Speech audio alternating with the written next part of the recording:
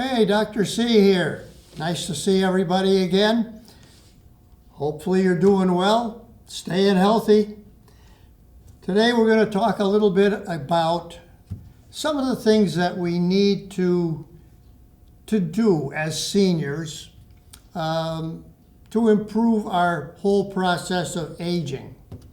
Now, a lot of the stuff that we do, like the exercises that you can see 10 o'clock every morning, you tune into channel 28, we'll go through those exercises. But also another important component is sleep. And, we do sleep away a lot of our lives, let's face it, but it is very important. What is sleep? Why do we need it? Wouldn't we like to live 24 hours a day out there doing things instead of kind of wasting our time in bed? So let's go through some of these things about sleep. It's estimated that roughly half of the people over 65, seniors, have trouble one way or another with sleep. When you put it together with everybody, not just the seniors, there's a large number of people who have trouble with sleep, and there's a large volume of money made on trying to get people to sleep with various treatments, changing the bed, changing the pillow, the temperature of the room. All of these things are included in all of the things you need to do to improve the quality of your sleep. First of all, what is sleep? Boy, it's not easy to get a simple definition of sleep. Believe it or not, this is the definition. It is a natural, of course, it's a natural, periodic, well, obviously, reversible, absence of wakefulness. I like that wakefulness, They use the term arousal, but I guess maybe that has bad connotations nowadays, not the proper wording. So absence of wakefulness, loss of consciousness, eyes are closed, muscles relaxed, no external reaction to surroundings, and occurrence of dreaming. Well, my God, what a definition. Has to be some psychiatrist somewhere who gave them that definition, I'll tell you. But let's use it anyway, since that seems to be the thing. Why do we need to sleep? Well, believe it or not, nobody really is sure about that. There's a lot of theories of why we sleep. One of the theories behind it is that it's a natural recovering period. In other words, your mind needs to recover from all the events and traumas of the day, and the mind needs to be put at ease, get rid of all of those, quotes, toxins that have resulted from the metabolism in the brain, and you sleep. That seems to improve the memory a little bit by doing that.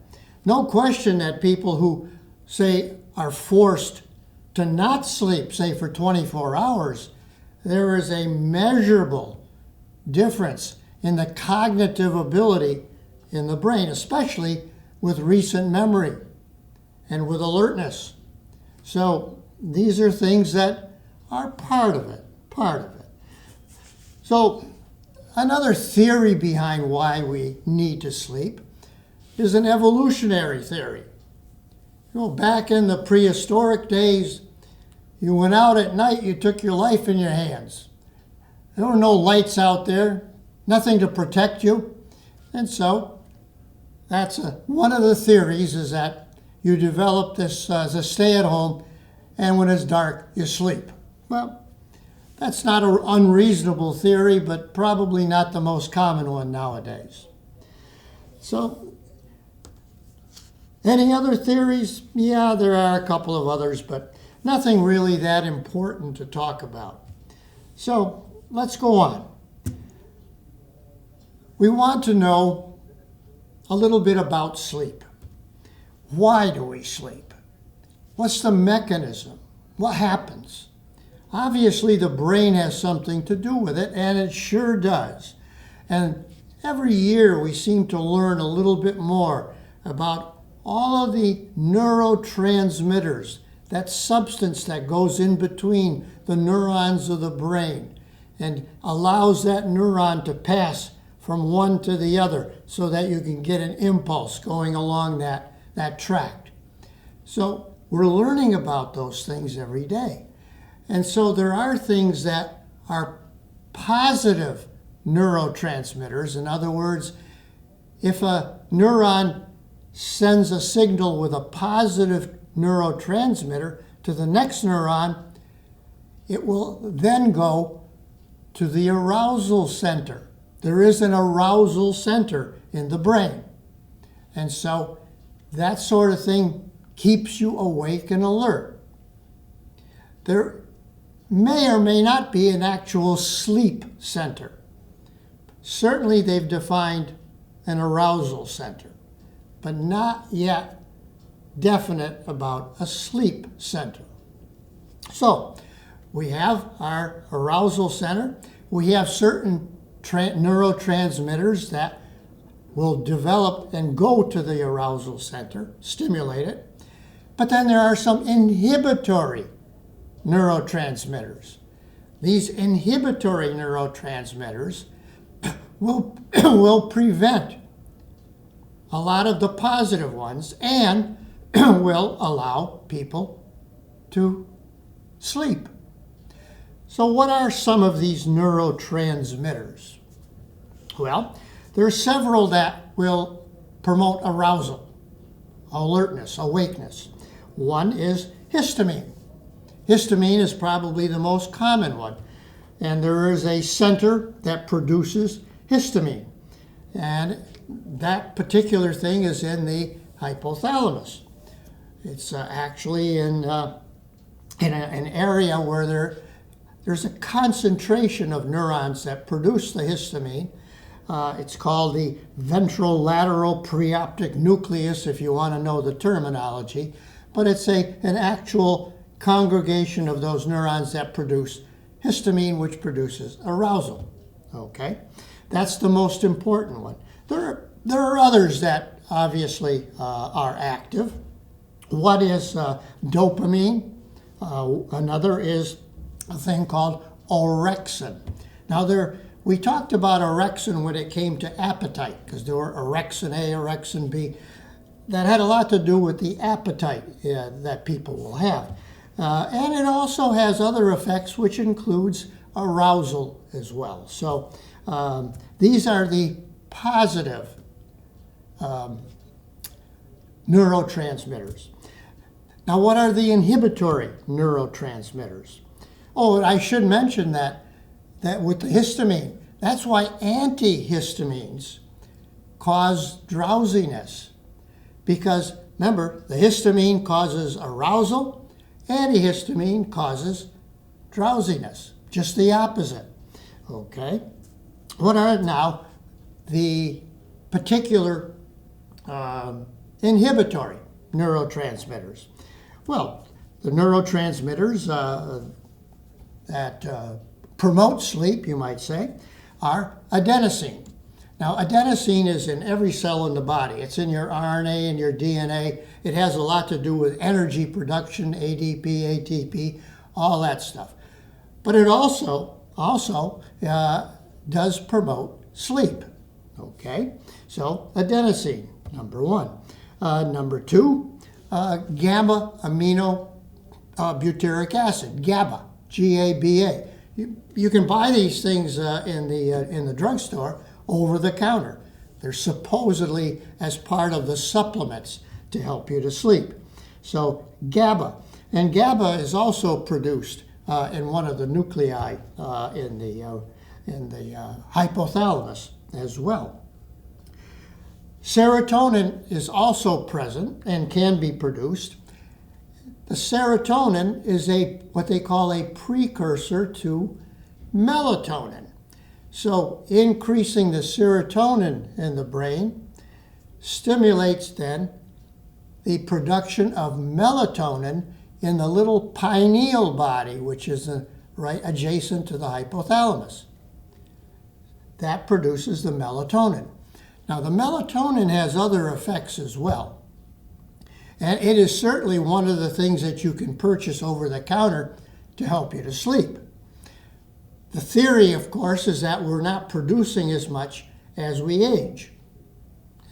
And I'm not going to argue that point. We do produce a little less. In the United States, when a little bit is good, a lot seems to be better. They always like to supersize everything, whether it's food, whether it's pills, whatever. Megadose this, megadose vitamin C, megadose vitamin D. For God's sakes, you only need a very small amount of melatonin if you're going to use it. 1 to 2 milligrams a day.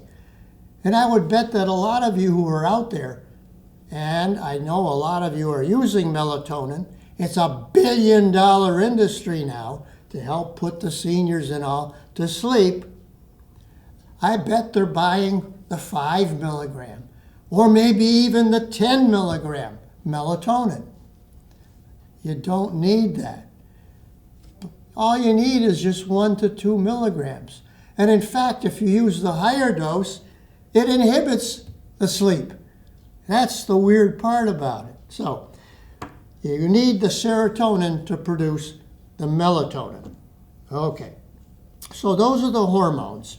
And most of these hormones initiate in the hypothalamus. Now, the hypothalamus has a lot to do with arousal and sleep.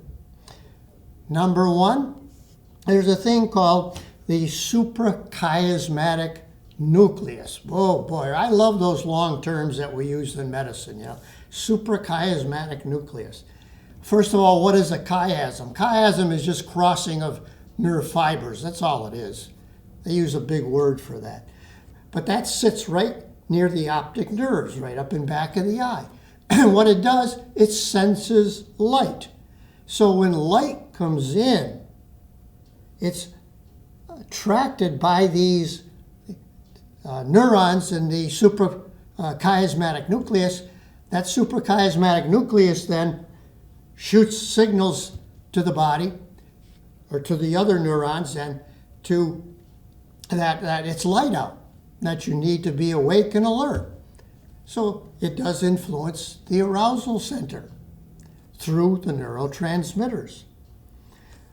So far we have the two nuclei, the suprachiasmatic nucleus and the ventrolateral preoptic nucleus as well. Now there are other areas that are involved with the transmission of this nerve impulse to either arousal or sleep. But they're not as important as those that I just mentioned.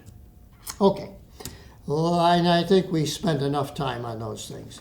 But obviously, things like the hypothalamus, the thalamus, the amygdala, pineal gland, all those things are in that little midbrain area of the body. It's also that's where the arousal center is, mostly in the midbrain as well. Okay, let's go on. Let's talk a little bit about another factor in your sleep, and that is the circadian rhythm. You've probably heard about that. Circadian is just a combination of two words, circa and the rhythm. The circa means just around. That's all it means. So the and dia is the day. So the circadian rhythm is the 24-hour rhythm that our bodies have. Circadian rhythm is part of the biologic rhythms in our body. Circadian is the 24-hour rhythm. Obviously, when it's light out, that nucleus, that is the suprachiasmatic nucleus, picking up the light, transmits in, tells people you need to be awake. Okay. That basically is is the part of the circadian rhythm. There's other rhythms in the body. There's a 24-hour diurnal rhythm, day-night, which does almost the same thing. There's also rhythms biologic rhythms that our body has.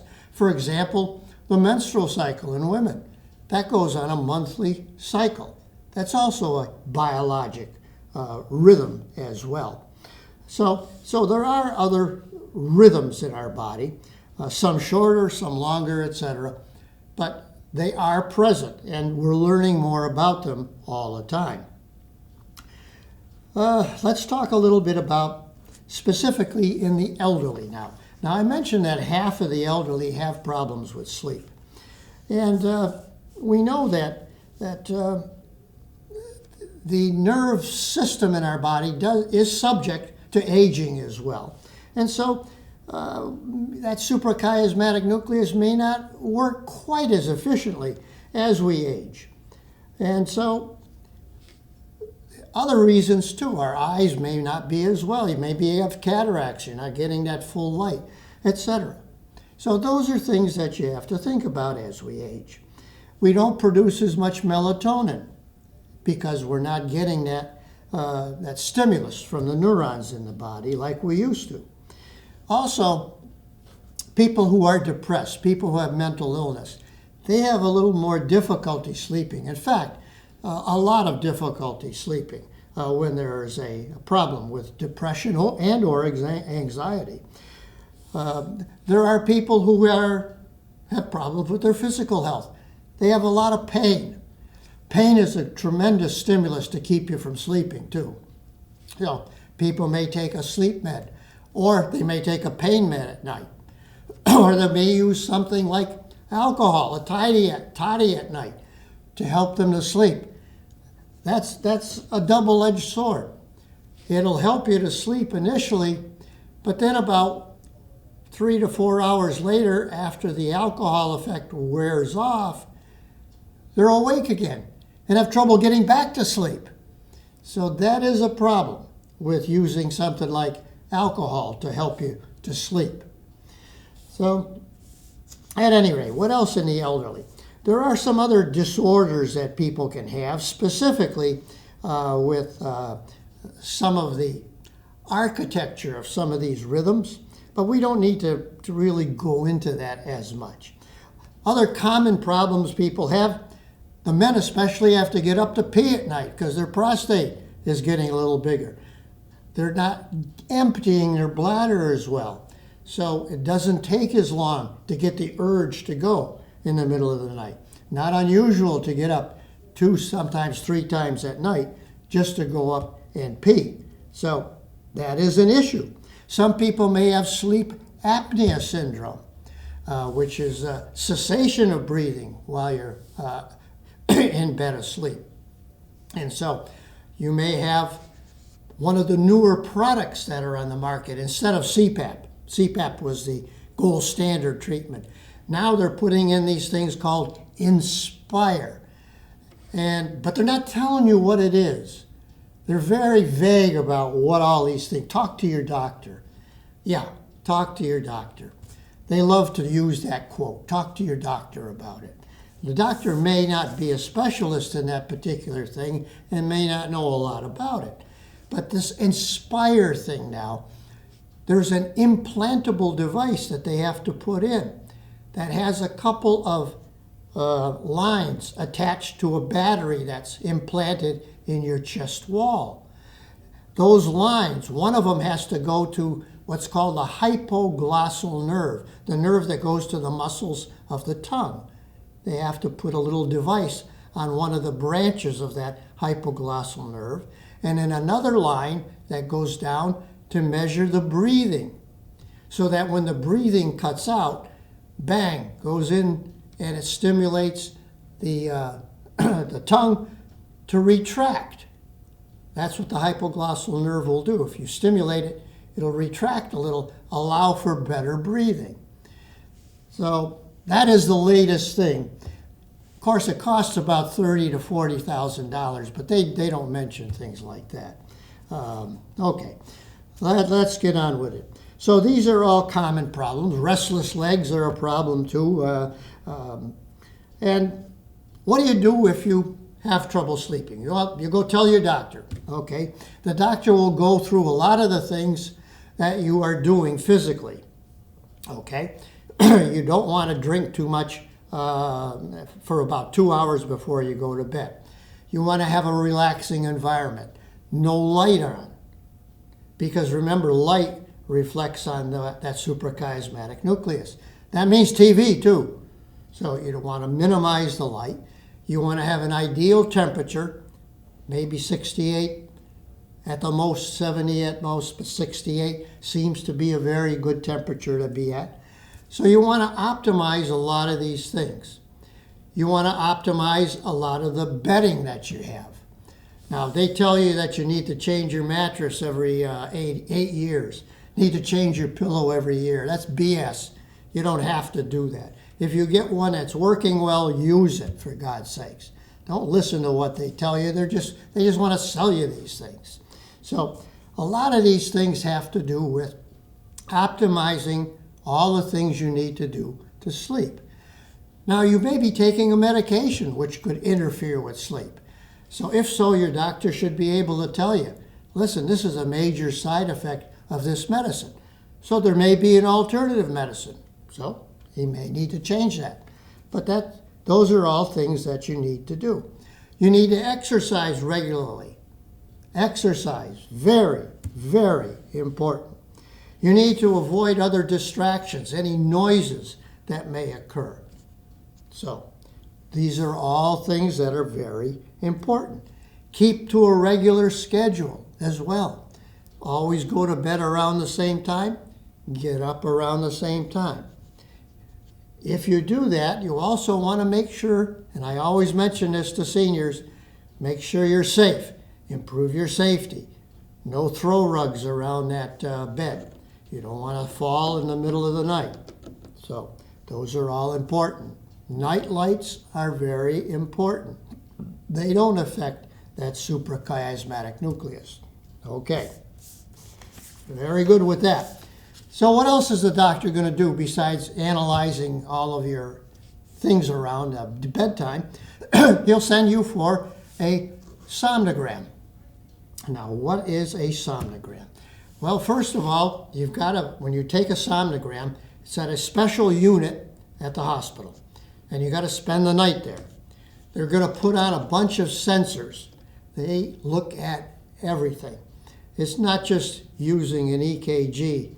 It's using also an EEG, measuring the brain waves, also measuring the ocular movements, also measuring blood pressure, oxygen level. All these things are measured. I don't know how people can sleep with all these damn things on them, but they do.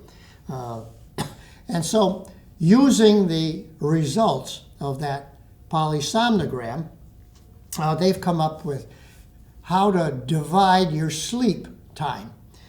So they divide it up into what's called rapid eye movement sleep, Rem sleep, rapid eye movement sleep, and some preliminaries to rapid eye movement sleep, usually 3 main ones.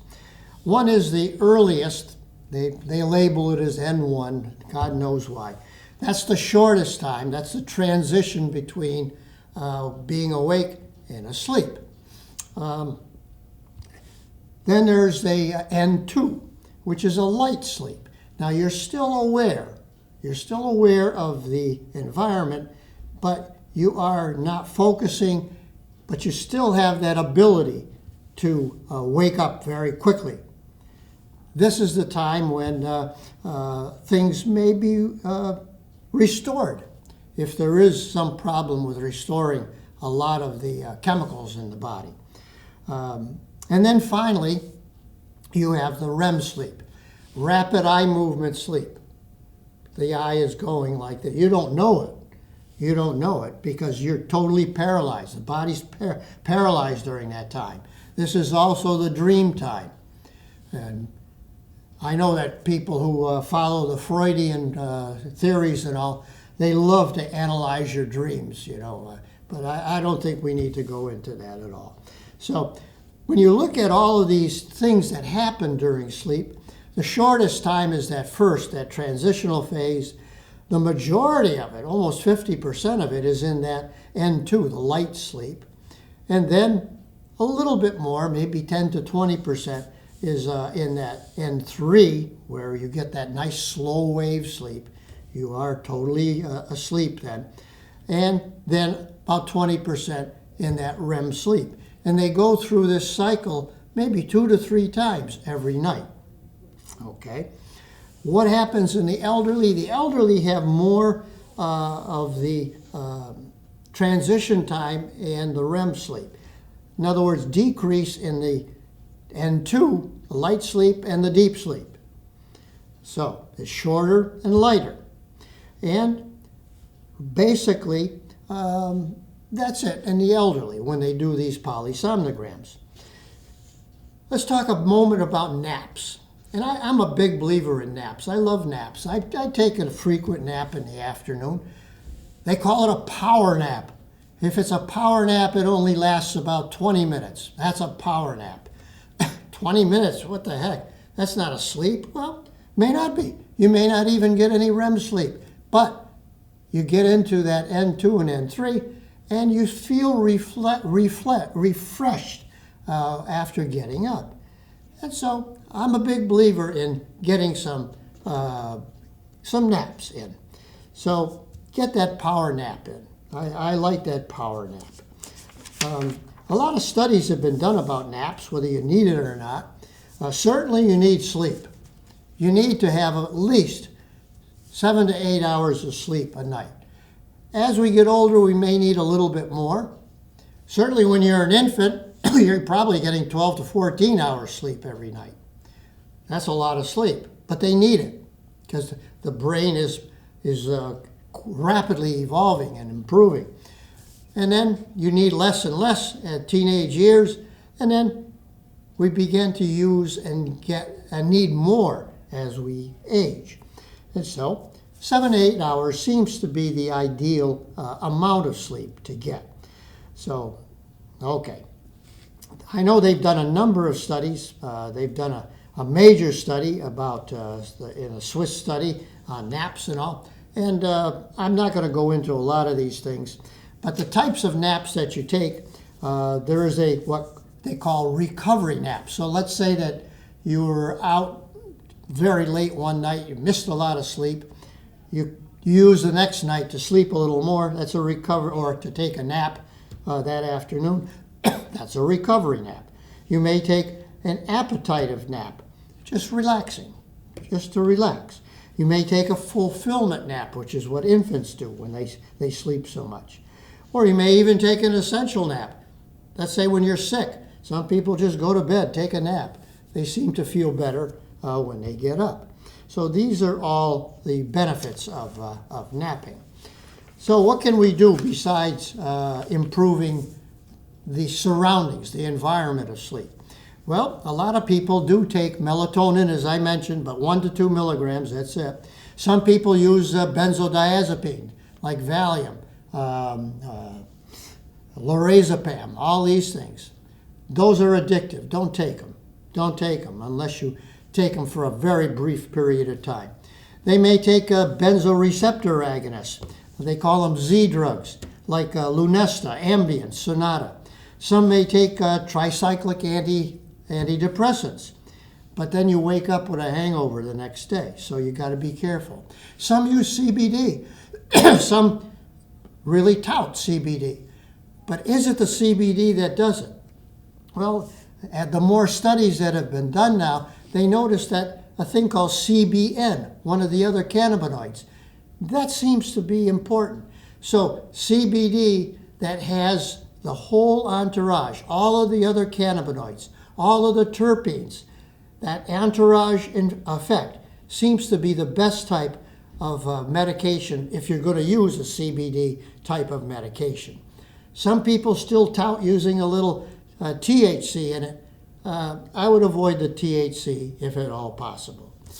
Okay, we've talked a bit about it. There's a lot to talk about with sleep. And I hope you learned a little bit anyway. This is Dr. C. Have a good day.